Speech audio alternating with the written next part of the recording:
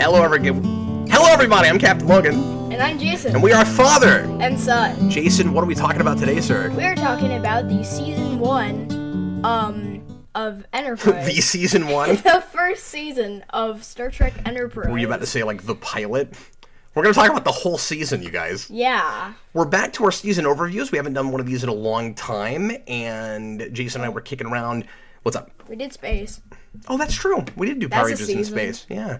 Well, we haven't done... I was about to say we haven't done one of these that people are going to care about in a while, but I don't know that Enterprise gets even a better view count than Power Rangers in space did, and kind of amusingly covering weirdly similar territory because Power Rangers in space is just a Star Trek ripoff. Yeah. And just a few years before this show started. This is ostensibly Jayson's favorite Star Trek show, which is the reason we decided to go ahead and do this one. We used to say it was your favorite. No. No? I always said it's my second favorite. TNG has always been my favorite. Is that right? Yeah. Okay. Mm-hmm. All right. Well, I guess I don't know my son as well as I thought I did. Yes. But I've been excited to finally take Jayson, well, and also trepidatious about finally taking Jayson through this whole show because a couple of years ago, I started showing Jayson select episodes of the show, episodes that I thought were the kind of the cream of the crop with this, because back when we were doing a regular Star Trek club, not the club for the channel, but we used to do the live club. I ran a local club for 15 years, and Jayson would kind of latch on to some of the Enterprise episodes, so I was like, well, I'll finally start showing you some stuff, and we went through select episodes of Season 3 to give him kind of the gist of the overarching Xindi stuff, and we skipped some of the not great episodes like the Western episode and Carpenter Street and stuff like that. And so some of the worst and most boring episodes of the show Jayson's not seen, and he hasn't seen until now any of 1 and 2 any of 1 and 2 really in order. So like he'd seen the pilot but I didn't remember it at all. Did you not? No.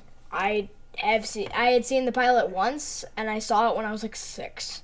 And I know you'd seen Shockwave once. Yes. And you didn't remember any of that until about halfway through. When we get to the time travel bits, you're like, oh, that's right. Or the part where Archer winds up 10 months back in the past. And you're like, oh, that's right. I've seen this one. Mm-hmm. And you had seen Andorian Incident and Shadows of Pajem, but that was about it for season 1. Yep. So you have finally now seen an entire season, and the first season of this show. We're going to keep going with it and occasionally come back with more season overviews. Welcome if you're watching live, and thanks for watching after the fact if you're doing that. If you want to weigh in at all in our discussion tonight, feel free to leave a comment, and we'll try to take a look there and answer at least a few of those. If you want to make sure that your question or comment is read and talked about, of course, you can leave a super chat and any dollar amount. So anyway, let's go ahead and get right into it. Jayson, I want your first impressions with this show compared to what you thought this show was, since you'd only really seen the good episodes of the show. Because for a long time you would be like, Dad, what are you talking about? Enterprise is great. And I'm like, it's a percentage thing. Like, I'm showing you the 20 or 30% that I think is pretty good.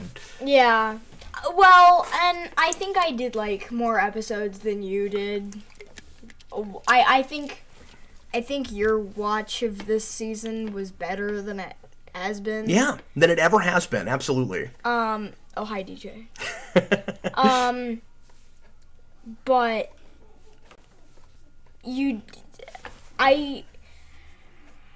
there were some boring episodes. Yep. But I think I liked more episodes than you did. Or than you did when you first watched them. So did you think it was more watchable than not, just overall percentage-wise? Mm-hmm. There was a stretch in the middle where you were like, oh man, when does this pick up again? Actually, it was like episode 5, 6, 7. Yeah. Yeah, I guess it wasn't the middle. It was more toward the beginning. Mm-hmm. And even episodes real early that I thought you would be kind of bored by, you liked, like... Like Fireflight, I thought you'd be really bored by, but you were kind of okay with. And that's the 3rd episode. Yeah, and then it keeps going, and you started sort of looking at your watch a little bit, and you're like, oh no, this is what Dad was talking about. And then we got into a stretch of stuff that I thought you would keep being really bored by and find dull that you liked a lot better than I did. So So do you think that just based on what you've seen of later seasons, I mean, this is a weird question to ask because you still haven't even seen the bad stuff in 3 and 4, but do you think, or at least in 3, I think you've seen most of 4 now. I think we even watched Home, which I don't like, but Yep, we watched Home. I think you've seen a lot of that season. But do you think At least the first half. do you think by season 3 it kind of finds itself and ramps up and gets better, or Yep. or do you kind of okay? So you don't prefer the early exploration. Let's go out and be space tourist episodes. Mm-hmm. So do you think the show is better when it's arcy? Yeah. Or is it just that the writing and ideas in 3 are better? Yeah. What kind of format do you prefer for this material? I guess is what I'm asking. I don't know. I like how it's it's just a bunch of different missions and stuff. Because we're in this period where TV is taking this real hard line, serialized direction. Where we're getting away from episodic.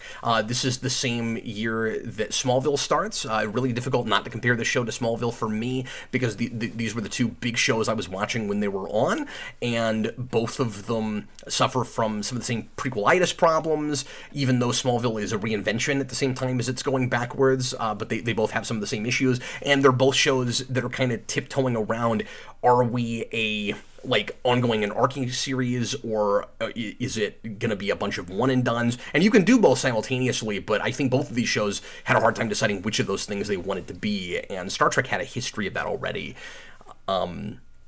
Certainly in fighting with the studio about whether it would be okay to have ongoing narratives like DS9 insisted on, but nobody else got away with.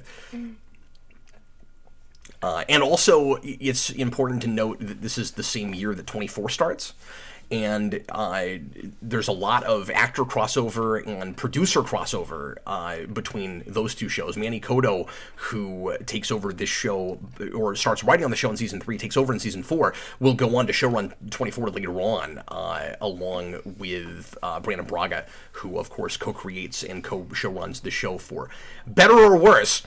And there's a lot of parallels you can make with both of those shows too, as being post 9/11 things, and a lot of kind of anti-terrorist episodes and things like that. And you've already got that going on.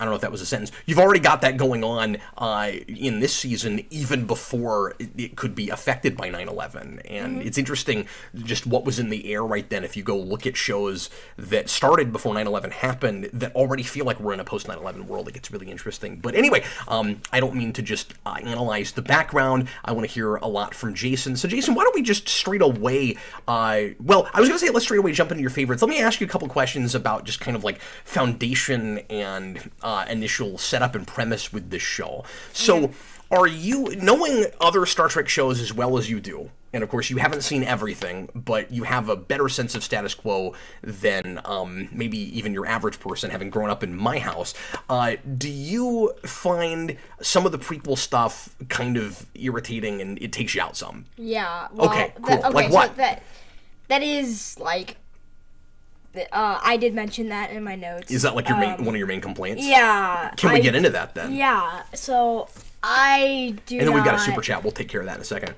I do not like the way they retcon everything. Ooh, give me some examples. What are we retconning?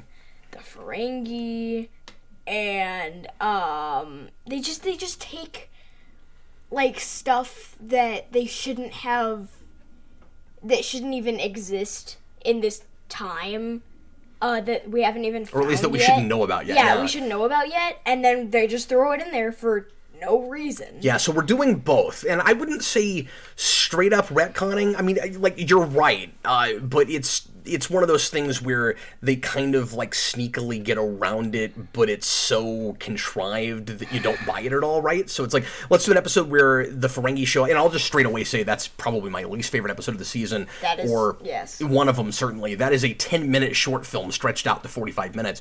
But there's an episode where some Ferengi show up and start stealing crap on the ship. That's the episode. That's all you need to know. And then at the end, they just leave, and there's kind of an agreement that they won't bother Starfleet again, and they're never name dropped, so conveniently there's no log saying the word Ferengi. So, like, it's technically not a retcon in that, like, nobody knows about it, so they can kind of get around it. It's not anything like Discovery bad with that, but I didn't think it could get all that much worse after Enterprise. You remember back when Enterprise was the bad Star Trek show? Like I think there's a lot of people reappraising the show some after, you know, those of us that think that the new Trek is like absolutely horrific. But it is one of those things where it's easy in contrasting it with the new terrible stuff to go look, it's not as bad as we remember it. There are things about it that definitely are, but I will say I am having, and I want to say it's not because of Discovery and Picard and all of that entirely, but I will say that I am reappraising this a little bit. There are things that I at one time was more irked by than I am now, and maybe it's just because this still feels like it's retaining the spirit of Star Trek in a way that newer Trek isn't, and I think I was even having that with Abrams and stuff. But you said you thought I was having the best watch of this. Part of that's because I've never watched it in rapid succession like this. I watched season 1 initially when it was on, and I've never done a full, you know, season watch of it again. I've always just watched like random disparate episodes, and it's really slowly paced, but it does watch a lot better if you look at it over, you know, 3 or 4 weeks as opposed to over, you know, 26 weeks or whatever. But anyway, sorry, I'm rambling a little bit. So it does both of those things, right? Where it will like bring in 24th century stuff well before it ought to, but it will also introduce things that people should be talking about in later shows that they don't. And they also make like references all the time to like the Prime Directive, and they do it, and there's a whole mind meld episode, and everybody knows about Ponfar before they're supposed to. Yeah. They don't call it that. They don't, and they'll do that later. Where that will be a big retcon later on. I don't want to get too ahead of ourselves, but where we'll say, female Vulcans also go through Ponfar exactly the same way, which I didn't think was the way it worked before, but whatever. But like, you know, all of the crew here seems to already know that Vulcans only mate every 7 years, which was a big shocker to Kirk and crew in Amok time. And so it's like, how'd you guys not know that?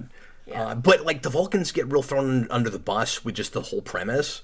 And so it's hard to buy a lot of later Vulcan lore and history in Star Trek after the tumultuous way that we meet and get started, because it's only, you know, 100 years after this that you get TOS, and Vulcans seem a lot more mystical at that point. Nobody seems to be holding a grudge anymore about the kind of, you know, pseudo occupation that we had, where the Vulcans won't let us, you know, go explore and do anything, and they're really worried that we're not ready, and they're holding us back, and all of that. Like, all of that does feel like a massive retcon. And this in a vacuum, some of the politics of that are interesting, but it doesn't fit with the rest of what we have, and it does make the Vulcans seem like kind of jerk faces for no reason, which Manny Koto tries to fix in season 4, but it's kind of a little too late. Some of the stuff he does with that, with the conspiracy, is interesting, but it's also kind of the obvious way to go. We'll just make it all a conspiracy. But anyway, so what are some other retconny type things that bothered you? Also okay. So they do the whole Ryza thing. Yeah. Which I will get into when I talk about my favorite and least favorite episodes. Because the Ryza episode is on my like episode list thing. Okay, we'll see where you fall on that. Yeah. There's an amusing running gag with that where we keep saying we're going to Ryza, but we can't get there for 3 episodes. Yeah, 3 episodes.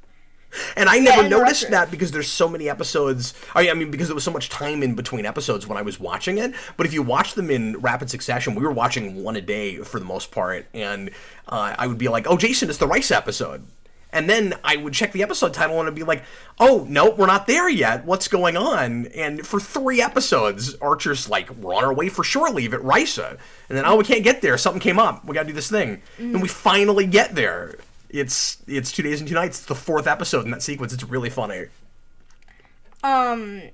So should I there's some fun bits of continuity like that. Should I just, like, rapid fire through my notes? Well, can I ask you a couple of questions first? And then we can do that. How do you feel about how the Klingons are handled in this show? I'm going to ask you about 3 major things with this. Really talk about them that much. I mean, it opens with Klingons. Yeah. With I mean... Clang. I don't know. They're there. And they're Klingons. And, I mean, I already know, like, all the stuff... Like, because I've already seen most of season 3 and 4, so I already know most of the stuff about, like, because of, like, how, like, why they have bumps on their heads, like, before TOS and all that. Well, we get in, again, Manny Koto trying to kind of, buff out, problems with the show. He'll kind of half fix a thing where the Klingons, we have an explanation as to why they as to how they lose their foreheads so that they can look like they do in TOS, but not why they're that way in the first place. So I mean, like, I guess the idea is, or I guess what I'm saying is, we don't know how they ever get them back, Oh. So like it's still a partial explanation. Oh, you lost your foreheads. Okay, how'd they come back that quickly? I don't know how you evolved that back, but okay. There's like a throwaway line about it, but does it really work? So at the time, Berman did an interview in TV Guide or something saying that it was a creative license thing, which is code for, well, we're on a budget, and I kind of get this, but like we're on a budget and we've already got foreheads and costumes lying around. And some of it too is just we're set in our ways. We've been making Star Trek for 13 years at this point. 12 or 13 years, and we kind of have a well-oiled machine. We know how to do this thing, and so we're going to make it just different enough that it feels like a prequel. And I think the sets and the graphics and everything are wonderful. I think the Okudas do a fantastic job of getting away from Elcars, and we're having to extrapolate from the early 21st century as opposed to from the 60s, which creates issues continuity-wise, certainly. And not to be a prude about it, where it's like, oh, it's not cardboard sets, it doesn't, look like it matches with TOS, but I still think that we could have done a better job with all of that to make at least the timelines feel like the timeline feel like it all matches some. Again, it gets weird when you get to Manny Koto stuff where we've got I'm getting ahead of myself too much, but where we've got In a Mirror Darkly, where it's like we just have a Constitution class ship, the Defiant, and it's fun how kitschy we get with that, but we just pretend like, oh, look at all this really futuristic technology when it just looks like the 60s. And it's like, well, if that's acceptable, then why couldn't have we kind of started there from the first place? Why couldn't we go all the way to, we don't even have view screens because of how the Romulan War was supposed to work out and all of that. So, I mean, I still would have always preferred, if you're not going to straight up reboot, actually keep extrapolating from the 60s instead of from the 2000s, but you're not going to get people beyond the initial interested group of Star Trek fans to watch your show. And very clearly the point of going to a prequel and taking Star Trek out of the title and just calling it Enterprise and making it look more contemporary with wardrobe and the way people are talking and everything else was trying to draw a new crowd and kind of the contemporary, like our early 20-somethings TV crowd into a Star Trek show. And so you wouldn't have gotten what I would want with it.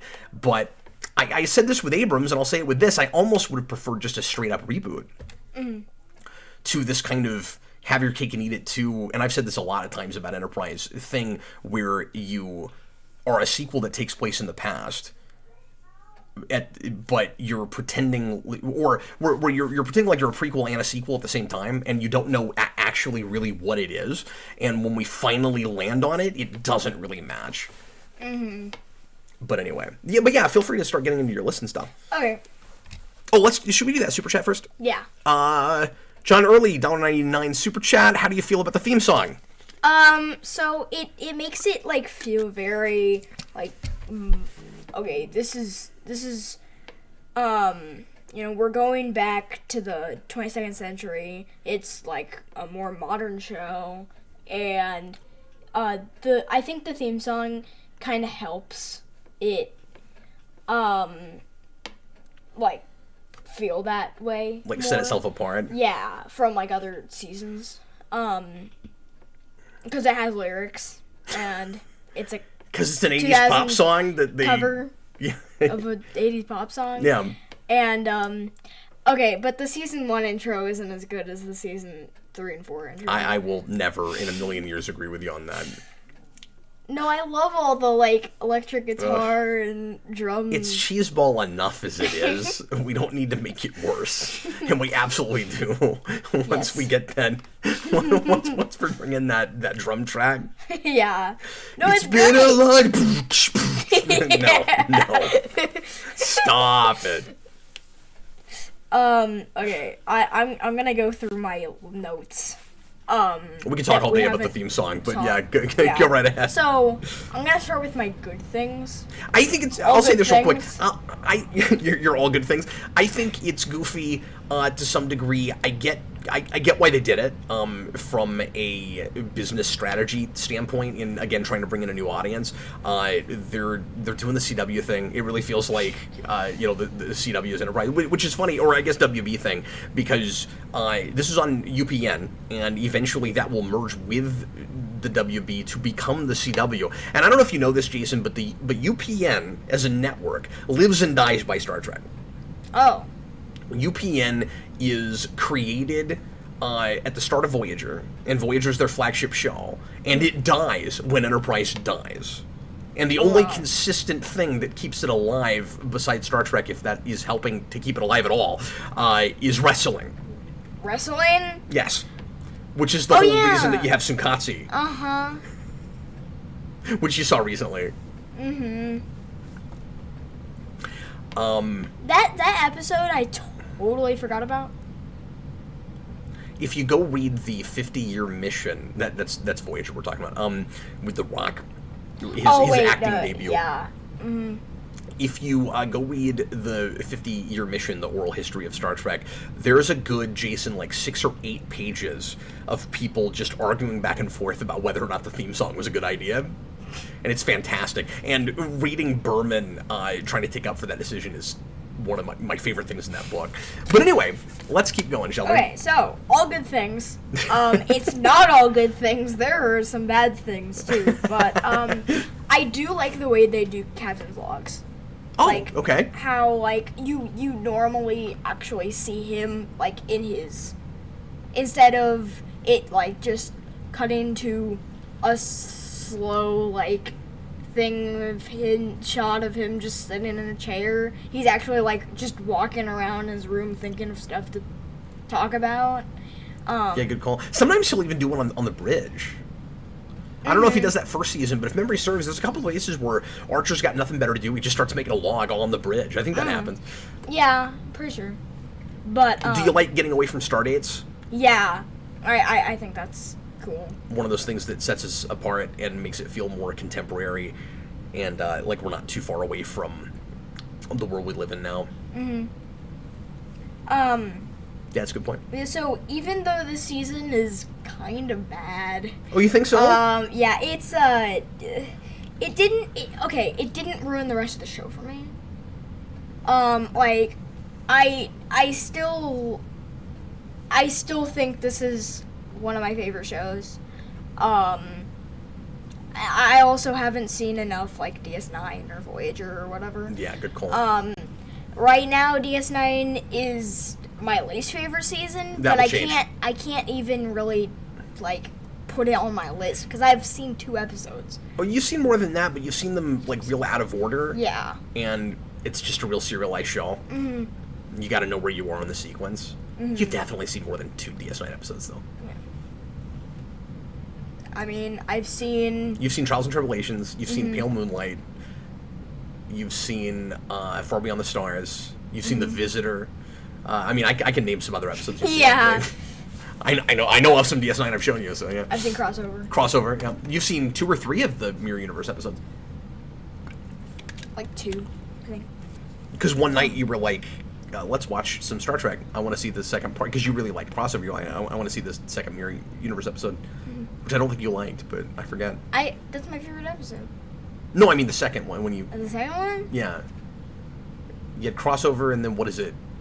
I don't know. I don't remember that episode at all. Oh, okay. All right. Well, it really stuck with you then. Okay. No, it didn't. What else did you like about the season, Jason? There are also some pretty great episodes. Like, even though there are a lot of boring episodes, there are a lot of great episodes. I had another big question I was going to ask you. Yes. So I said I had like 3 things. Yes. I also... I was like, what? Yeah, sorry about that. You don't have any more questions? So I asked you about the Klingon. I just wanted about Klingons. Yeah. That's all I cared about. No. So I asked you about the Klingon thing, and then I wanted to know how you felt about right away making this kind of the time travel show. Yeah, I put this on my bad things. I don't like the temporal Cold War. It's that whole like cold front is boring, and that whole thing is like confusing, and then Shockwave is weird and I don't get it, and just I don't like it. And then the other thing I wanted to ask you about is, and this might be betraying a favorite or least favorite character, but I want to know what you think about Archer as a captain and how he ranks against other major Star Trek captains. Yeah, this is also one of my bad things. We're just gonna get all of the bad things. Like, I should have just let you run point in the first place. Sorry. Yeah, actually, I only have like one more thing on my bad things. Oh, okay, okay. Because we've all done bad all things. Sorry. You're short. It's fine. Yeah, I am. I'm pretty short. Okay, good. But I don't like. That's weird. So I don't like Scott Bakula's acting. Just the way he takes, just the way he does this. Just the way he takes this, does this character, and I haven't even seen him in really anything else. So I don't know. I kind of just think he's a bad actor. Because I haven't seen... Well, you'll be shocked when you see Quantum Leap and stuff. Quantum Leap, and when you see him in... Because I want to show you Chuck at some point. He's really good in that. Wait, he's in that? Mm-hmm. He's Chuck's dad in that. He shows up. I don't even know what that is. Every now and I again. thought that was like a horror movie. No. No, it's an early 2000s, or I guess late 2000s, kind of geek nerd show. When those were starting to get really popular. Oh, it was a show. I thought it was a movie. It was on for 5 seasons, and Tony Todd's in that. And really? Yeah, and I talked to him about it in a con. I got to talk to Tony Todd one-on-one for like half an hour at a con once. There just wasn't anything going on, and he and I just started chatting it up, and it was one of my favorite experiences at a con. And he and I both agreed, because, spoiler alert, his character had already been killed off at that point. And I was like, Tony Todd, I love... because he's got an alliterative name, so you can't just call him Tony. He's Tony Todd. Tony Todd, I love that show. It's really sad that it looks like it's going to get canceled. There's no way it stays on, right? And he's like, yeah, you're right. That was season 2. It made it 3 more years. Yeah. He must have been as shocked as I was. Yeah. But yeah, so I don't like his acting. Especially... What's wrong about it? What's irritating? Well, Busted Sim says that's Chuck E. The horror film is Chuck E. Yeah. Yes. So, especially, in season 3, he's just mad all the time. But, I mean, I think he gets progressively worse as the show gets along. Because he kind of gets more into, his character, which is a bad thing. And so, I don't like... is acting, especially in Shockwave. Yeah. He's just really oh my gosh, what the heck? And I don't like the beginning of that, because everyone just seems like like, I don't like the acting in, like, the first scene. He's got some weird line readings all through the season. So, like, I just don't like his initial approach with it. Sometimes it seems like he's trying to channel Shatner a little bit, maybe, and I don't even know if he's doing it on purpose, where it's just like, this is what Starship captains are supposed to do. You pause mid-sentence, that's what you do. And you pretend like you're trying to grope for words, and I'm not buying it. Like, I can tell he knows what he's going to say next. And I feel like Archer works on paper in a way that he doesn't in execution. Like, he's supposed to be this, like, wide-eyed explorer, and he comes off, and like, he's got a little bit of a chip on his shoulder. He's supposed to have that, but it's just really exaggerated, where he kind of overreacts to things. He seems angry, sometimes for no good reason. That will only get worse when he actually has things to be mad about. It's really a problem. But the biggest thing for me is just, and I alluded to this earlier, he doesn't seem like an explorer. He seems like a tourist. And some of that's writing, but some of it I think is also in the performance, where he just seems really clueless and kind of and I don't know, what's the word I'm looking for? Like, he doesn't know, he's kind of ignorant about stuff. It's like we just went out into space with no plan. Like, I get that you're not going to have the prime directive quite yet. And some of this, again, is in the storytelling as much or more than the performance. But, like, I get that we don't have the prime directive yet. You're absolutely right that it's annoying that we have to keep going, like... And we do it twice in the season. Someday you're going to have a directive. It's that Smallville thing. You know, we do that all the time with... like Forces of Solitude and stuff like that. But, you know, so you're not going to have that yet, but you'd think that you'd have protocol, where you'd have, like, this is how we think we should deal with first contacts when we meet alien races. They don't have any kind of a set of rules. It's just go out there and make up something. And you'd think you'd base it on however your like lead countries, because you've got a one world government already, but you'd think that you'd base it in history with how you've dealt with other nations on Earth before. Like, here are mistakes that you know, big superpowers have made. Like when United States dealt with its foreign policy with other countries, what kind of big historical mistakes do we want to avoid? Let's not have Vietnam again. Let's be careful about things like that. You know, let's not have Iraq again. And it seems like they're not even thinking. Like, a lot of Star Trek, not all of Star Trek, like as Alex Kurtzman would lead you to believe, is supposed to be allegory, and he doesn't know how to make allegory, but that's what he thinks. But it's not an allegory, but there is a lot of allegory in Star Trek, and it's kind of weird that we take that in this show all the way to let's not even consider inside the show the parallels between dealing with nation states and dealing with alien planets. Yeah. And so I think that's weird. And a lot of that comes down to Archer's attitude, or at least Archer's attitude makes it worse. Why do they, like, I really like, sorry, the Pajem thing? I love Andorian Incident. I think it's a really good episode. I think it starts from a faulty premise. Archer hates the Vulcans.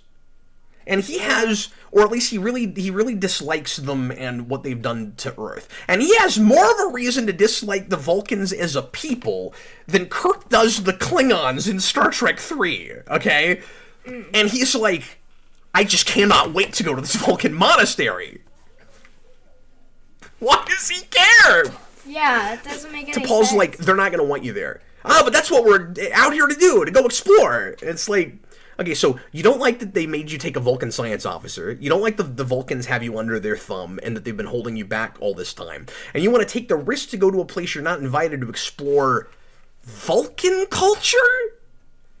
Okay. Yeah, And I never actually thought of that. And this isn't even during that period, that short period at the beginning where you can't find any alien worlds to land on.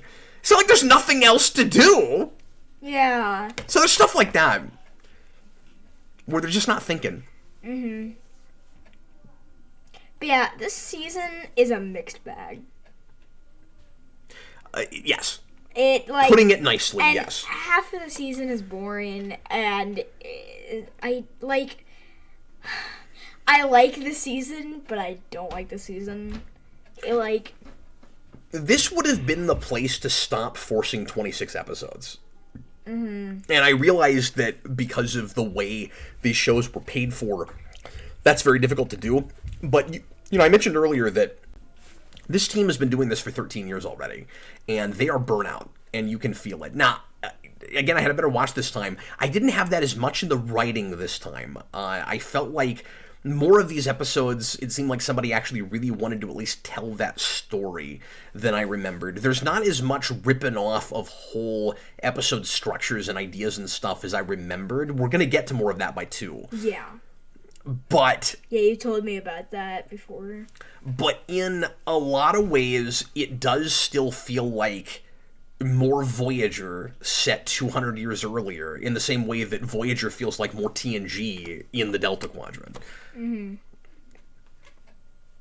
Well, do you want to get into all good things? Or no, you already did that. Well, I didn't do all of You didn't. I was gonna say, Yeah. all I remember you saying is like captain's logs are cool. So what else did you like this season? I do like a lot of like the language stuff, and like all the jokes about how like eating is like that race where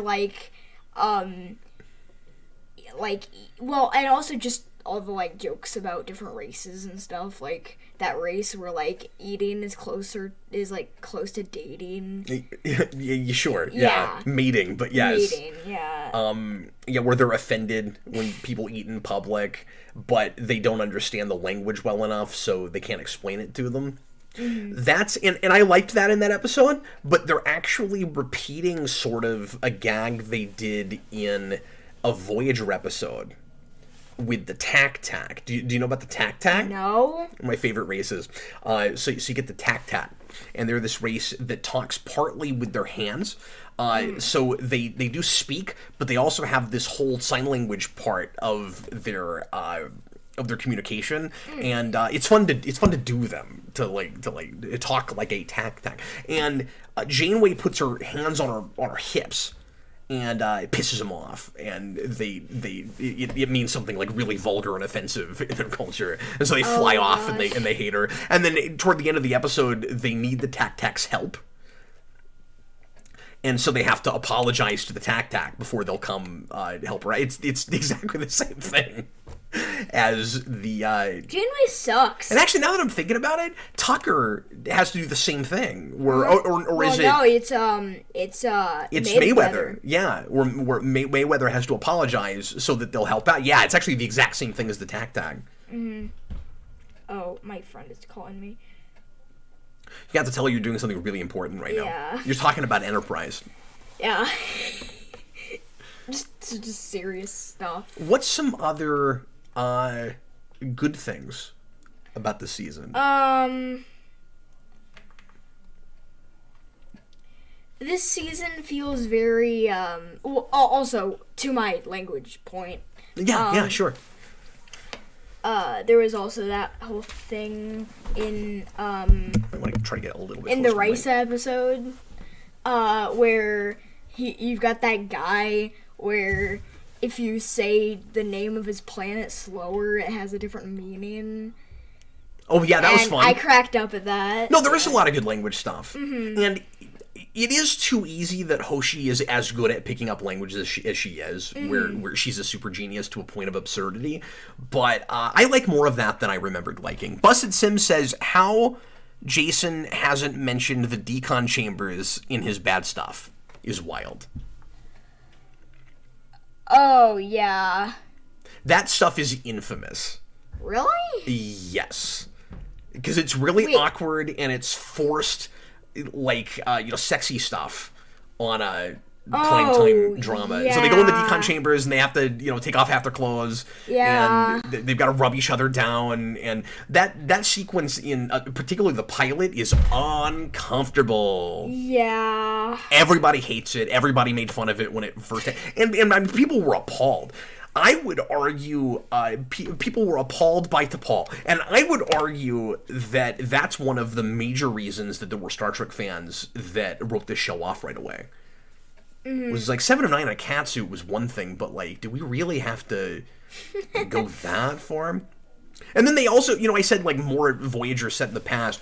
We had to do the same thing where you have a stoic, scientific sex symbol wearing a catsuit. Why on earth? Like, at least there was an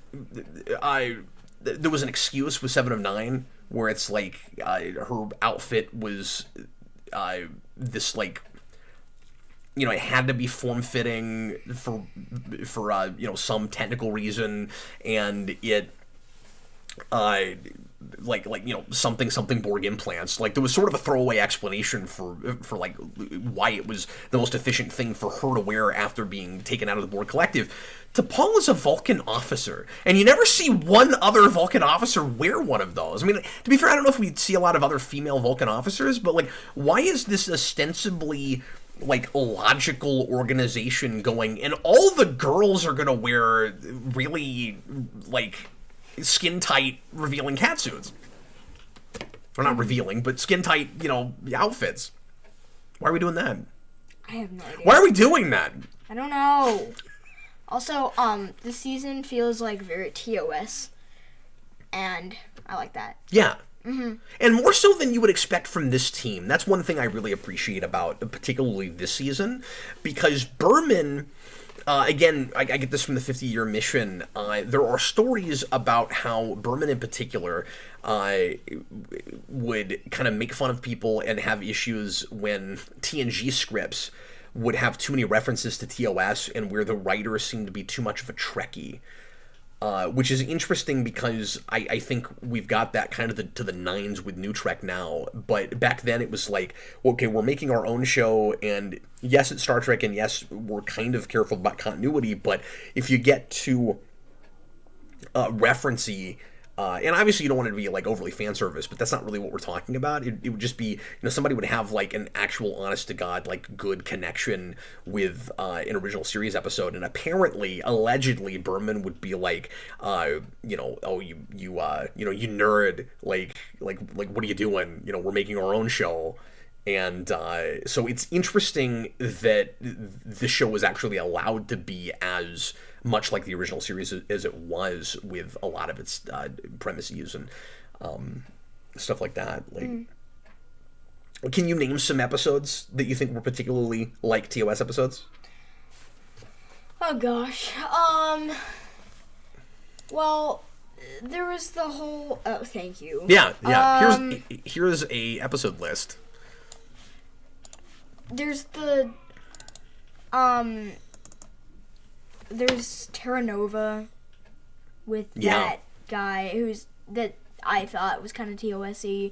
And then there's the one at like the very end. Here, I actually have a list too. I think it was like Desert Crossing. Yeah. That's very TOS-y. That's very TOS-y, yeah. Yeah. Real quick, what happens in that episode? Oh, gosh. Well, they find a new planet called Risa, and they are trying Terra Nova. Wait, Terra Nova? Yeah. Oh, Terra Nova. Well, you said that was very TOS-y. Yes. Terra Nova. We could throw out the plot so that people would... Well, yeah. Okay. Yeah. That's not the one where they go to Risa. Yeah, but, I mean... Okay.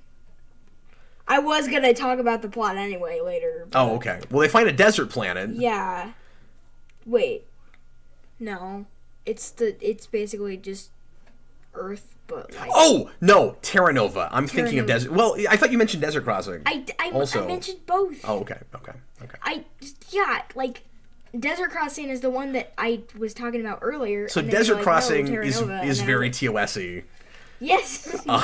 Because there is a supposed terrorist, but Archer doesn't know that, who invites him down to his planet and is very hospitable.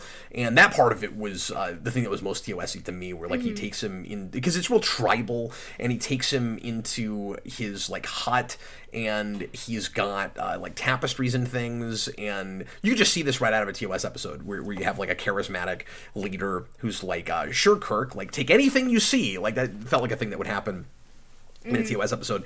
And it was also very TOS in that we don't, even though that guy is something of an antagonist, we don't completely throw him under the bus, and he's very sympathetic, and at the end of the episode he doesn't just become like the mustache twirling bad guy who's firing on us with a ship. Like, we actually bring him to the ship and talk to him again, and we go our separate ways, and we understand why he's trying to bring Archer in to help fight his war for him.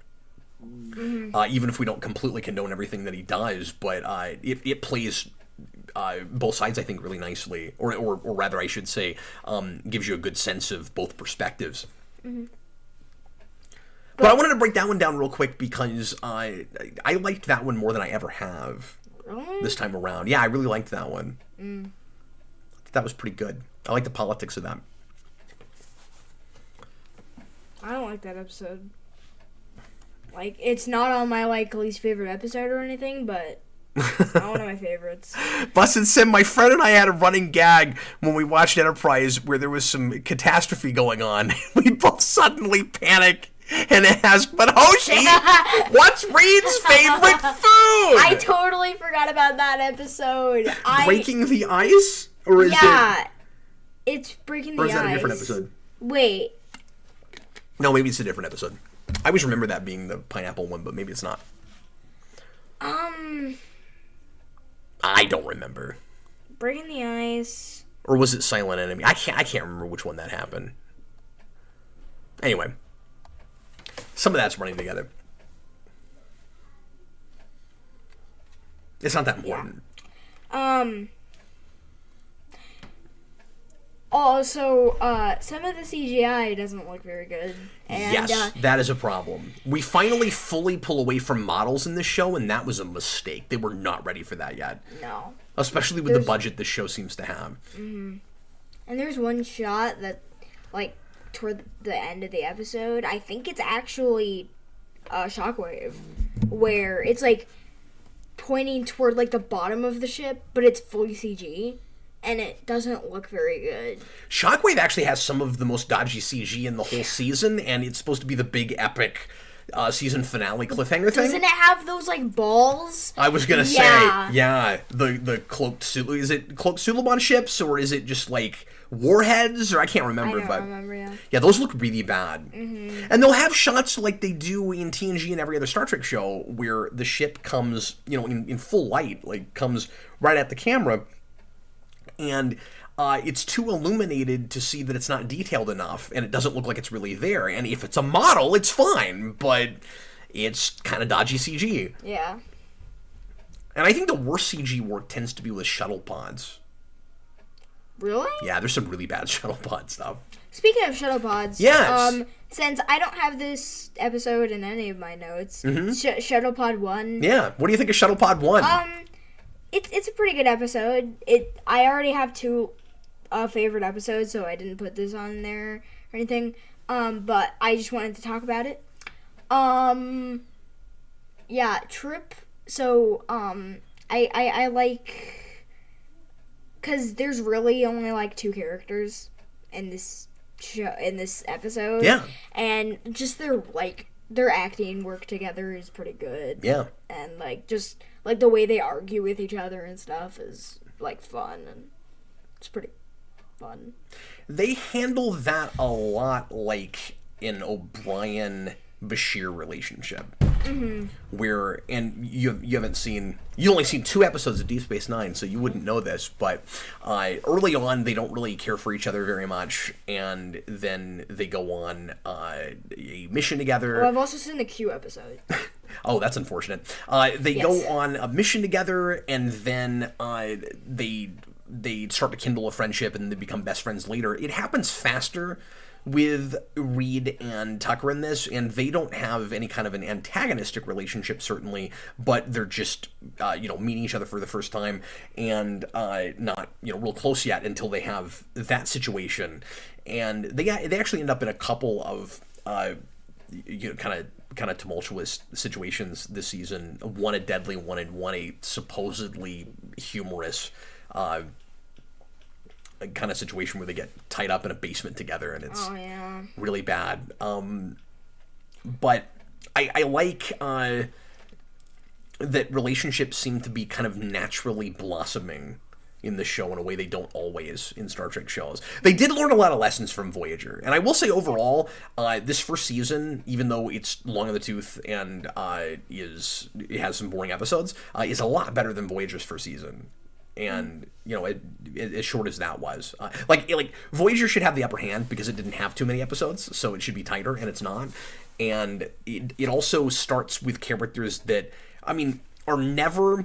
A lot of the characters in the show are never as developed and have the dimension that they should, but they don't start as planks of wood. There's something potentially interesting with everybody, and sometimes we don't get enough past the initial kind of prevailing character trait or just personality quirk.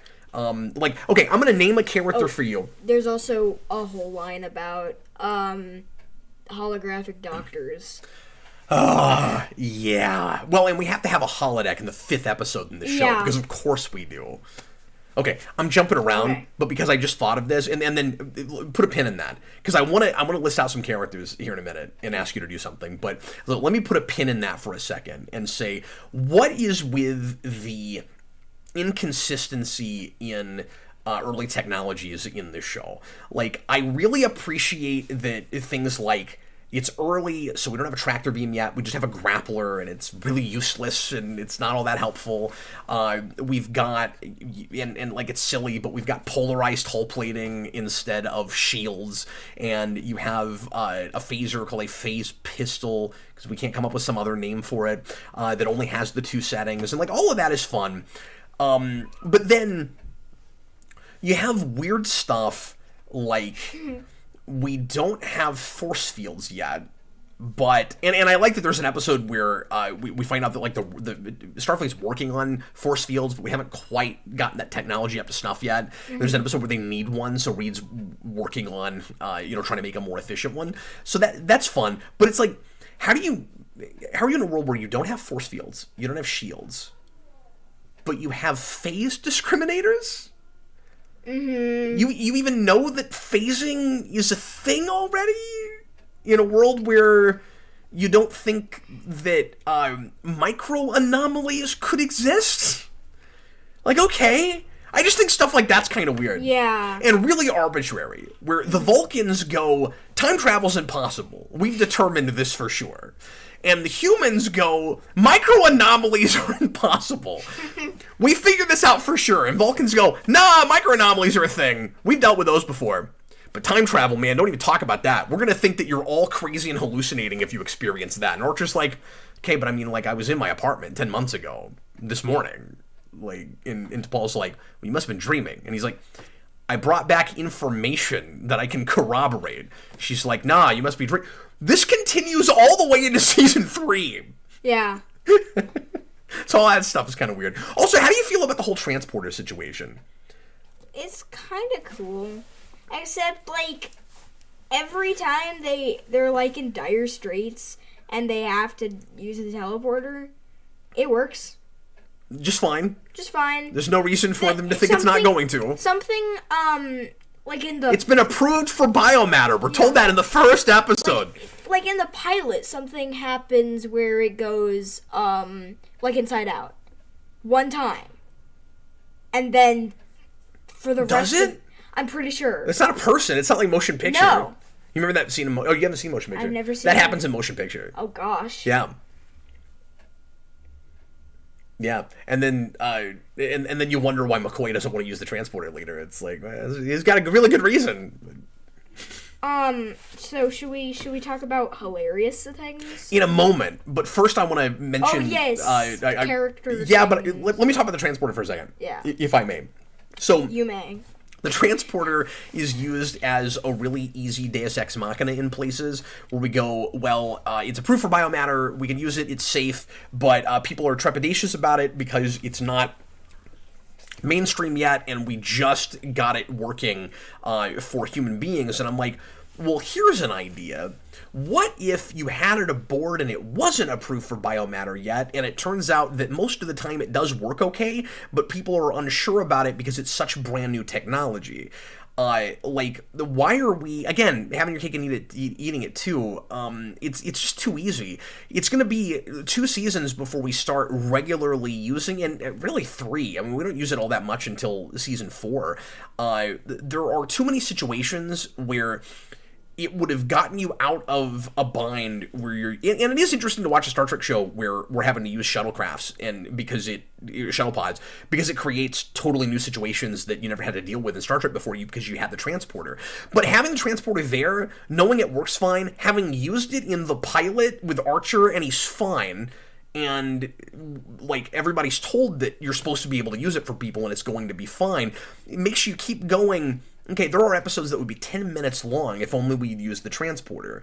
Like the Dean Stockwell episode with the concentration camp with the Suliban. Mm-hmm. Like, we just use the transporter and we're done. And very often there's not even any talk about it, where it's like, well, guys, we've got this. We just use it. We, like, hardly ever use it. And if we don't think time travel's a thing, why do we have the word quantum in front of any technology? Yeah. Sorry. Well, and also, like, you have, like, even in the, like, finale of season 3, it's like, oh, it's like we probably shouldn't use the transporter. Yeah. Like, we've been going on for 3 seasons.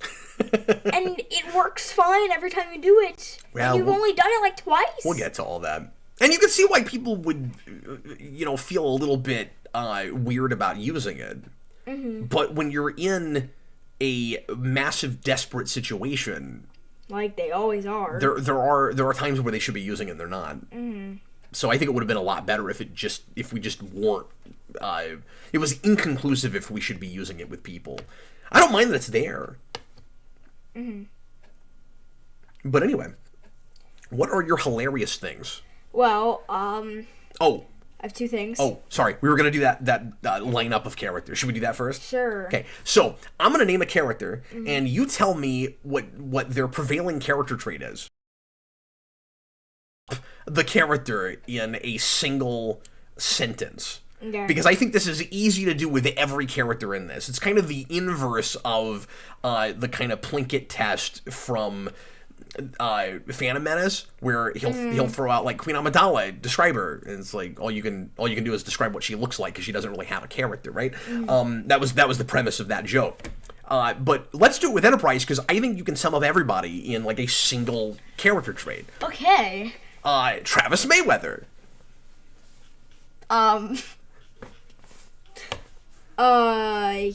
He's a pilot. Yeah. He is a pilot. He's the pilot, and he's good at flying. What's he obsessed with? Eating? Having grown up in space. Oh, yeah. Mayweather's whole character is just... And this is an SF debris point, but I was making it even before those videos. Mayweather's whole thing is, I've been to space! Yeah! That's just his whole thing. What do you think Reed's whole thing is?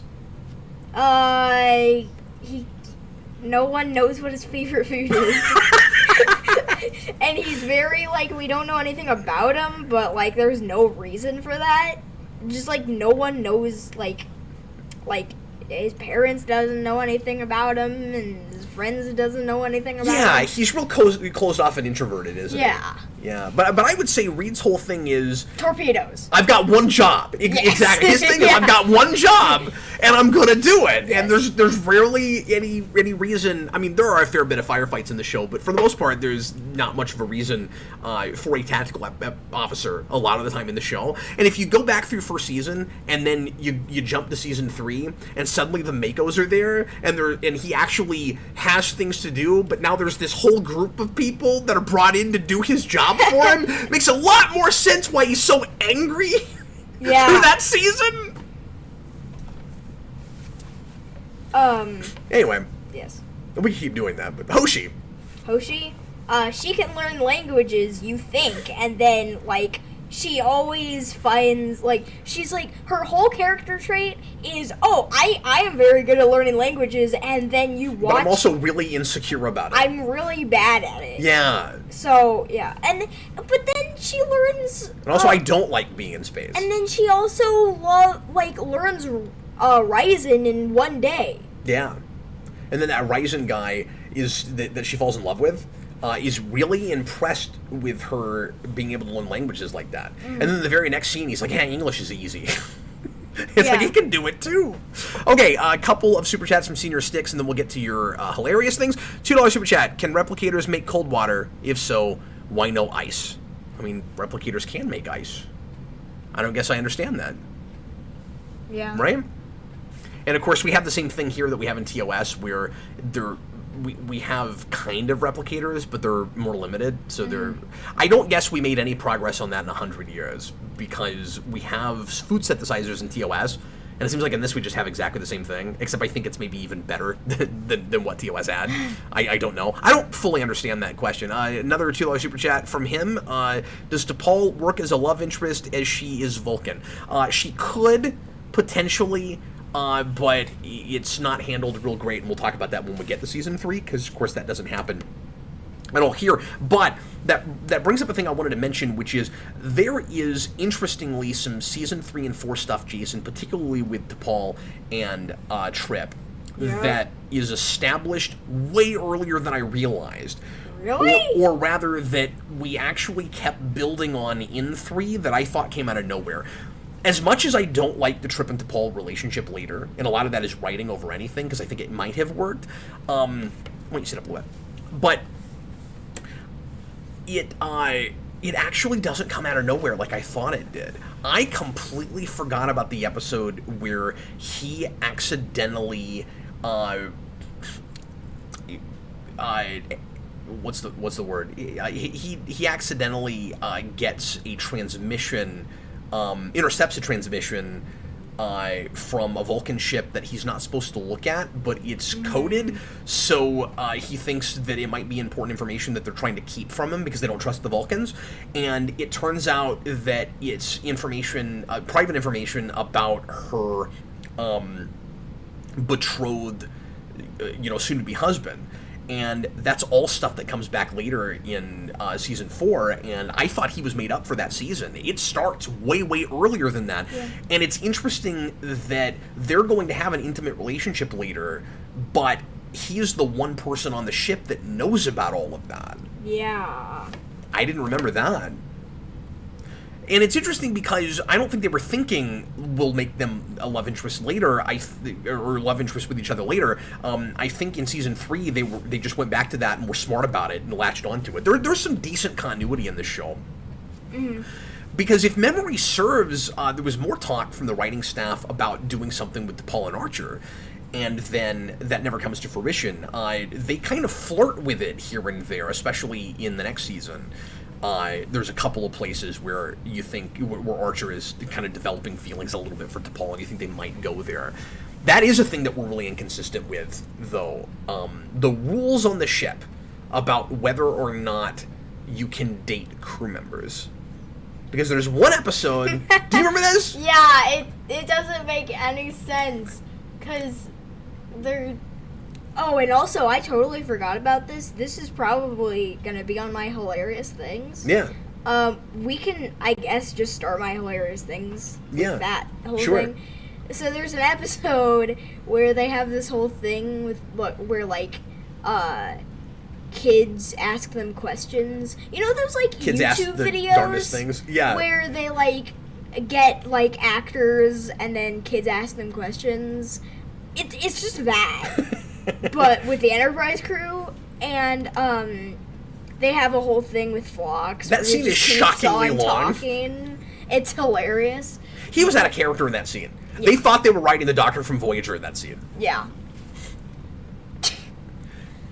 But he's kind of... But then one of the kids asks someone, I think it's Archer or something, they ask him a question, and it's like if crew members date on the ship. Yeah, can crew members date on the ship? And he's like, well... He says it's not discouraged. Yeah. And then there's a whole scene where it's a teaser. There's a teaser, episodes and episodes late, like 5 or 6 from the end. Where it's like, it's against protocol. Yeah. You're not allowed to do that. You're not allowed to date. And it's like, but... I don't understand you said that. Yeah. You could. So, and you had that... Archer is also bad at fighting. And says that Archer is kind of a doof. I agree.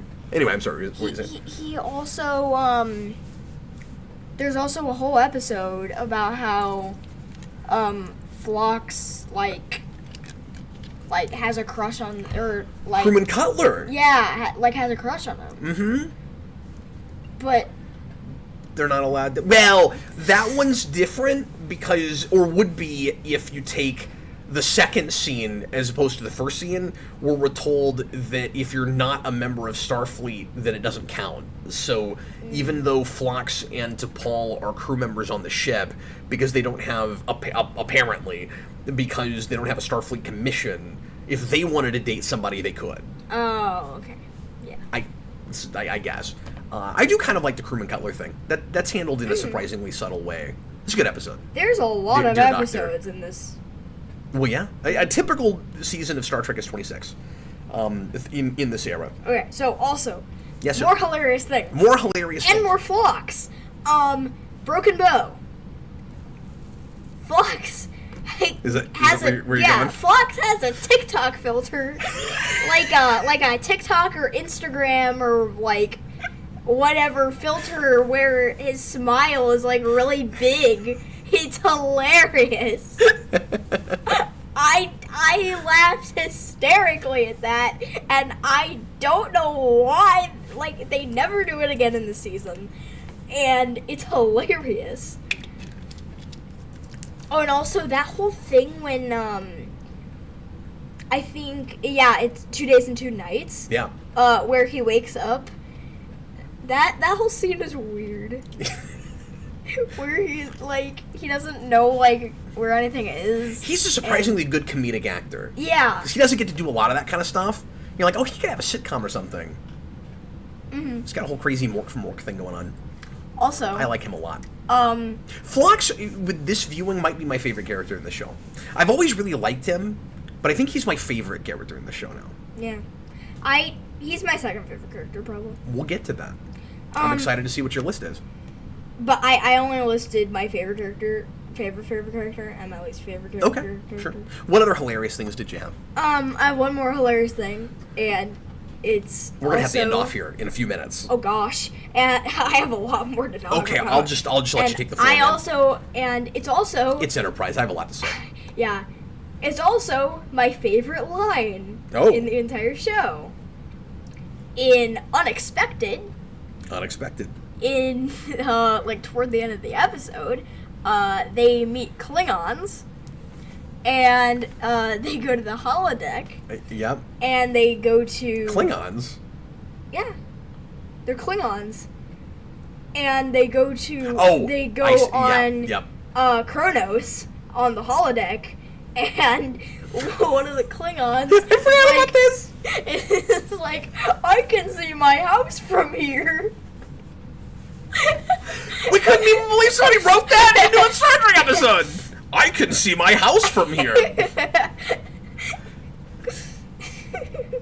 That's an Orville moment. Yeah, it is. Are you having this... The more I go back to the early episodes of the show, the more I feel like Orville is really channeling Enterprise. Mm-hmm. Like, everybody says DS9, TNG, and certainly it's taking a lot of its cues, especially story-wise, from that, but, like, the overall feel of that show is a lot more Enterprise than anything. And some of it is because the technology is not as up to snuff intentionally in the Orville as it is in TNG, because they also don't have transporters in that show. So they end up with some of the same sorts of situations with shuttlecraft. I don't know if you thought about that. Oh yeah, I didn't realize that they didn't have transporters. Also, one of their producers in that show and writers is Mark Goodman, who was one of the writers on this show.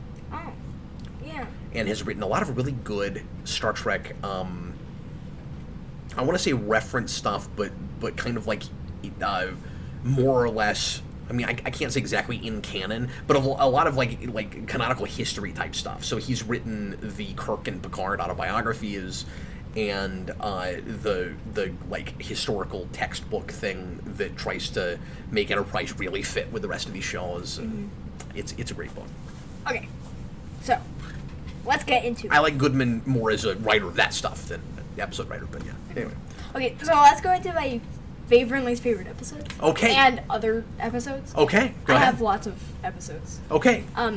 So my favorite episodes are the Andorian incident.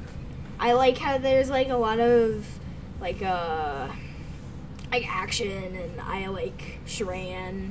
I also like the Sharon. Talk about that.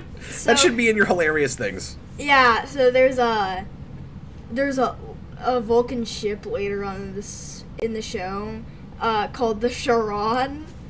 And in that episode with Desmond's mom from Lost. Yeah, from Lost. She's great in that. Yes. And she was also you know what? Let's just talk about that, because that's my other favorite episode. Data's mom, Juliana Taynor, I think is her name. That's also my other favorite episode, is Fallen Hero. Fallen Hero. So yeah, it has Desmond's mom from Lost, and it has the Shran, and that's just ludicrous. Yeah. There's a Vulcan ship that sounds like it's spelled differently, but like, so you have the Andorian Shran, who's of course played by Jeffrey Combs, and then you have the ship called the Sharon. Like, why would you do that? Yeah. Named after one of their hated enemies. It looks like it's ridiculous. And then you had that one character named Damar, who's spelled completely differently, but like shortly after DS9 with this major character named Damar, you're gonna have a character in this called you guys are way out of names now. And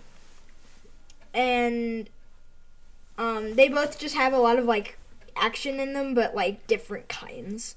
So like there's a lot of torture in Andorian Incident, but there's a lot of like ship battles in Fallen Hero. Yeah. My least favorite episode is Acquisition, of course. Yeah. It's it looks like if Star Trek had a whole like internet series, like that's true. like a YouTube show, but it's just stretched out to 45 minutes like those for no reason, and mid-2000s webisodes or something. Like, yeah, and it was like a web series, and it was made for like $0, and it looks terrible. And also has Jeffrey Combs in it. Yeah, and it has a bunch of like reused actors and like reused props and stuff. Ethan Phillips is in that episode too. Yeah.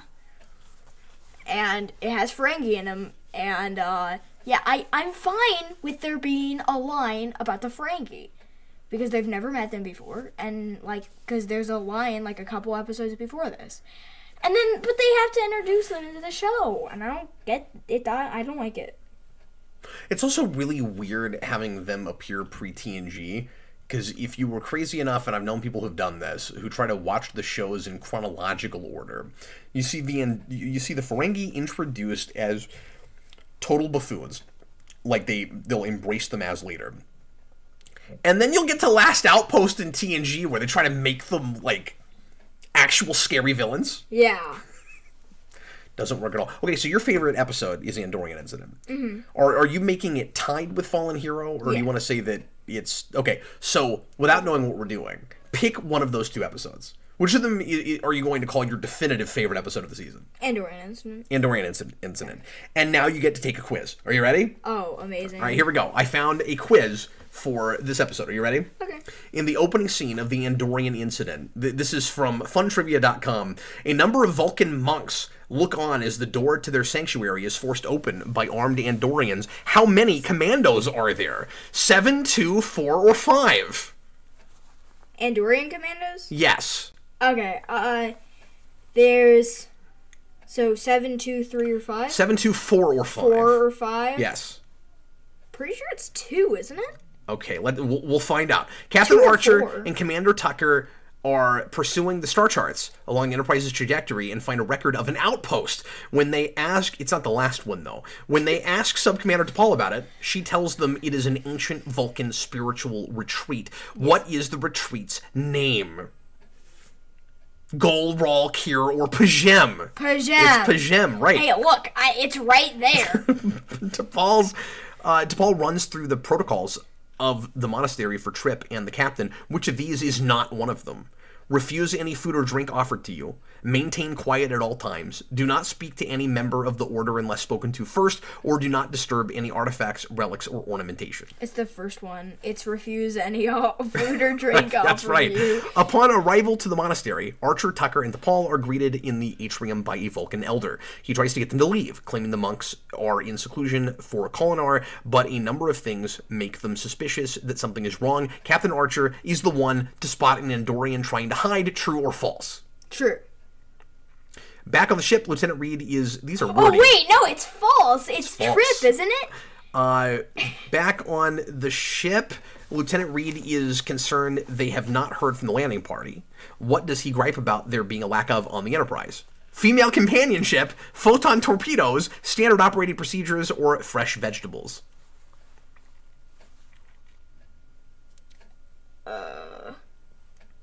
Pretty sure it's...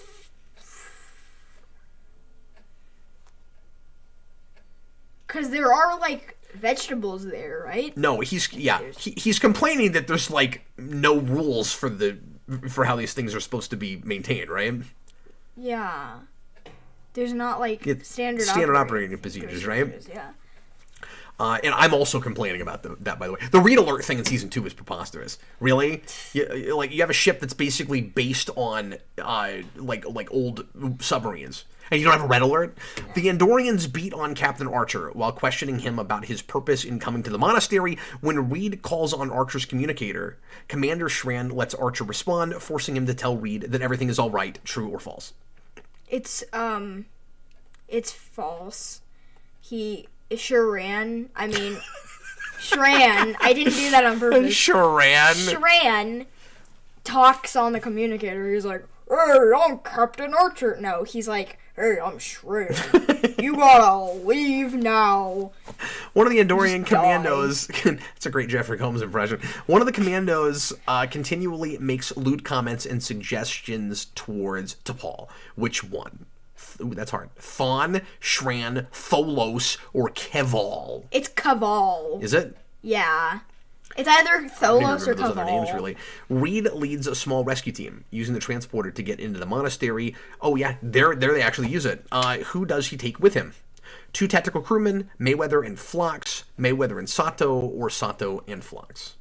I'm pretty sure he takes Phlox. I don't think he takes Sato. I think he takes Mayweather and Phlox? I think that might be right. Or 2 tactical crewmen, but I'm just going to say Mayweather and Phlox. Shran and Keval escape into the catacombs and are pursued by Reed, T'Pol, and Archer right down into the forbidden reliquary. During the firefight, a hidden metal door is revealed. What do they find behind it? A multi-level spy station, a transporter pad, a small communications room, or a spaceship hangar?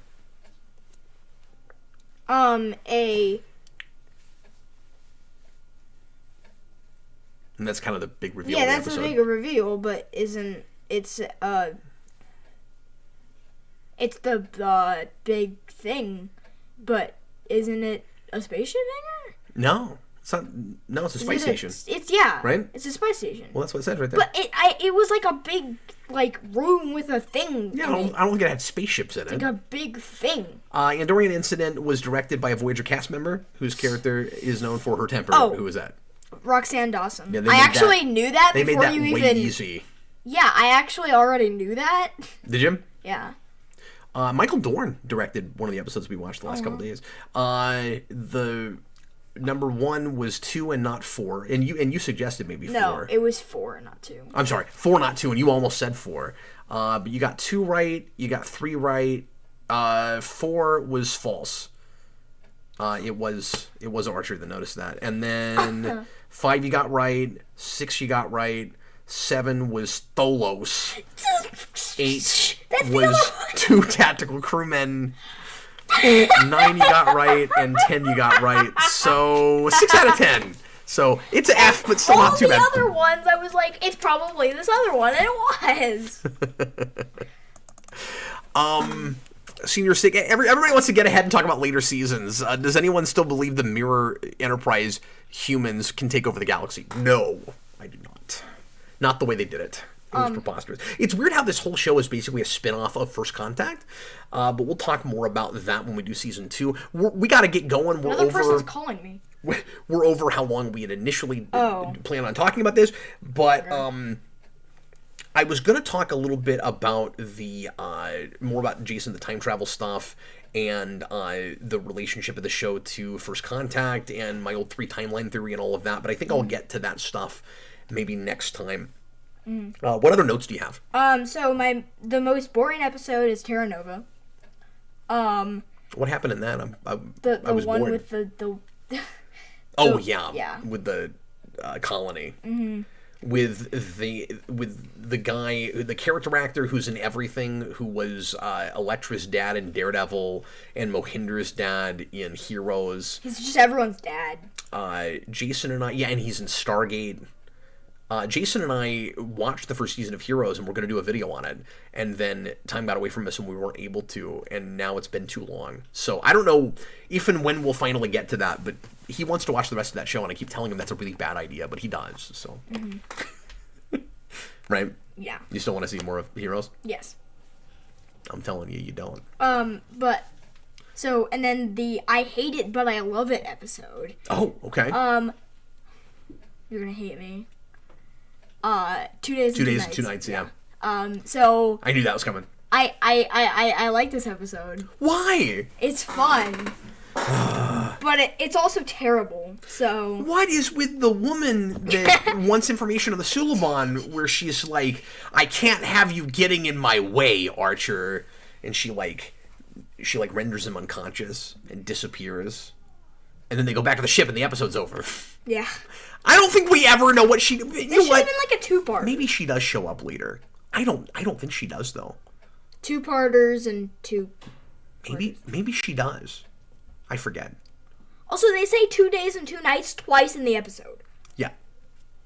That's like a record. My favorite character is Trip. Especially in Strange New World. Where he goes crazy. There's an episode called Strange New World? Yeah. It's the 4th episode. Oh. The one where everyone goes crazy. And I guess so. There's rock people. And yeah, that one was better than I remembered it. I used to hate that, and I kind of enjoyed it this time. And then my least favorite character is T'Pol for obvious reasons. Well, explain the obvious reasons for people that actually like that character. Is it just acting? Yeah, she can't act. And, like, I don't know. I don't like girl Vulcans. I don't know. Well, that's... I don't know. Wow, okay. It's very enlightened of you, Jayson. You're learning a lot from Star Trek. My favorite species is the Suliban. Yeah. And my least favorite species is the species in Voxola. Busta Sim says she doesn't, but she's from that species from the Dean Stockwell episode. Yeah, and they make it clear in that episode that they're doing that as kind of follow-up to that. We don't know who sent her. We don't know if Dean Stockwell's character is involved. Like, by the way... That episode is not bad, the kind of concentration camp episode. It's a little heavy-handed, although I like that both sides get their due a little bit, where you have I'll just mention this real quick. You've got a pretty good line from Mayweather where he's like, look, I was not really giving you guys, the Suliban a chance, and now I've seen that you're not all the same, and, like, I've learned something here. You guys should do the same for us, so we don't cast one side as totally perfect and the other side as bigoted and awful. We say that everybody has that in them, and we're all susceptible, potentially, to our, preconceptions with people that we've only had, of species or groups of people or whatever that we've only had negative interactions with. And I like that about that a lot, but there are kind of some heavy-handed things in that. And I just don't like that that's the big reunion for Scott Bakula and Dean Stockwell. And it's this no fun episode at all. And Stockwell's good in it, but anybody could have played that role. He's kind of wasted. It makes me sad because I really like Dean Stockwell. And then last thing, my least favorite species is the species in Voxola with the webs. It's weird. That is like a weird Braga horror-y TNG episode. Yeah. You didn't like that one? No. That one's strange. It's very Voyager to me. Yeah, that's fair. That too. Busted Sam. Savik would like a word, Jason. Because you said you don't like female Vulcans. Yeah. You like Savik? I don't know. Retcon? I haven't seen that movie in like 2 years. Oh, okay. 3 years. I don't remember anything. And you've never seen Search for Spock. We gotta make that happen. So, Jason we does not know all the TOS movies. All of the movies. Like, all of them, even Insurrection. Daniel Davis could have been a great Quantum Leap reunion too. Yeah, I mean, well, and it's weird that you're going to do time travel stuff. You're going to have the Temporal Cold War, but you're not going to have Dean Stockwell involved in that. Why didn't you make Dean Stockwell Crewman Daniels? Like that could have been fun. I don't know if he would have come in for recurring episodes, but as a recurring character, but maybe. And I mean, I like that actor fine. I've mentioned this before, but he shows up in Galaxy Quest. The guy who plays Crewman Daniels. Really? Yeah, he's one of the Thermians. He one of the He's one of the Thermians. Yeah, he is. Yeah, he's kind of an extra. He's just in the background, but he's there. Wait, when does that movie? Maybe he gets a line or two. I forget. Isn't that like the late 90s? Yeah, it's before this. Yeah. It's only a couple of years before this. Mm-hmm. It's like Galaxy Quest is what, 99? 99. Yeah. Oh, also. What? Oh, there he is. Yeah. Well, wait. So this is Archer. There's Archer. Yeah, not Crewman Daniels. I wish there was a Crewman Daniels figure. So here is one of my favorite ship designs of all time. So I don't like. Would you stop it? Those are not the scale. No, I'm kidding. Well, they're not. The very design of the ship suggests that we're really afraid to get too far away from the look of the Star Trek we've been making, and that we're a lot more interested in a prequel to our Star Trek. And even though we have some episodes that are kind of TOS-y, we still think of our Star Trek as kind of like, the real aesthetic and feel of Star Trek. And it's really strange that you would start with what looks like essentially straight up the Akira class from 24th Century, and then somehow you get to the Constitution ship, and then you get back to this. It's weird, but just this in a vacuum, forgetting that it's in a prequel show and all of that, I just love it. I've always really appreciated this design, and this is one of the neater Starship toys that was ever made. I wanted this a lot back when it came out, and I finally bought one a couple of years ago. Wait, his legs are actually metal? There are holes in his pants, and his legs are actually metal? I don't think they're metal. They're like plastic. Yeah. This is not a die-cast Archer. Anyway, well, folks. Oh, also. Yeah, I also got out. Yeah, the Enterprise 360. So this is the original DVD box sets, and for one of the least popular Star Trek shows, it's really interesting that they got the coolest home video releases. The DVDs were really cool looking. I like these kind of capsule cases, and then the Blu-ray sets that they've put out that I've not bought yet, but I need to for the special features, are also really cool looking. Some of the better releases for Star Trek have been Enterprise releases. Yeah. We look like massive fanboys holding up all this. Star Trek paraphernalia. Anyway. Well, folks, thanks a whole bunch for watching. Oh, that's right. Dean Stockwell did play old Tim Drake in Return of the Joker, Zhivago's lover. That is true. Anyway, thanks a lot. Yeah, that's who that was. Thanks a lot for watching, everybody. I hope you enjoyed this. Other things we could have talked about with the season, but we're already at an hour and a half, and we were going to try to keep it to an hour. So I've got things to do. We got to get going. I will be back tomorrow night for the Captain Logan show, so join us for that. And Jason and I will try to do something else for you next week. Not sure what yet. But anyway, I hope you enjoyed it. And Jason, I'm excited to get into season 2 with you, man. Yeah. Or do you want to take a break from this? Yeah. Well, we'll get to season 2 in the not too distant future. Anyway, thanks a lot for watching, folks, and we'll see you again real soon. I was Captain Logan. And I was Jason. And we were father. And son. Later, folks. We still are. Bye, everybody.